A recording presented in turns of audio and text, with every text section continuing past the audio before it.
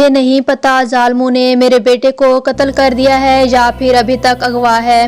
حکمرانوں، میرے لختے جگر کی نعش تو میرے حوالے کرو تاکہ میں اپنے معصوم بیٹے کا آخری دیدار تو کر سکوں۔ کیا میں پاکستانی نہیں ہوں؟ حکمرانوں، مجھے بتاؤ، میں 3 سال سے بیٹے کی نعش ڈھونڈ رہی ہوں۔ آج مجھے بتاؤ، مجھے کون انصاف فراہم کرے گا؟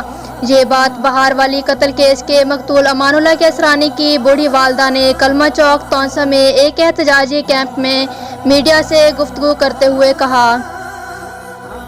مقتول کے لواحقین نے بتایا، 3 سال قبل سوکڑ کے بااثر ملزم امان اللہ کو اغوا کر کے بے دردی سے قتل کر دیا تھا۔ آج تک مقتول امان اللہ کیسرانی کا یہ علم نہیں ہو سکا کہ زندہ ہے یا قتل کر دیا گیا۔ 3 سال سے متواتر احتجاج کر رہے ہیں۔ لواحقین کا کہنا تھا کہ پولیس افسران کہتے ہیں کہ آپ لوگ حق پر ہیں لیکن ہمیں اوپر سے دباؤ ہے، اس لیے آپ کے ملزم گرفتار نہیں کر سکے۔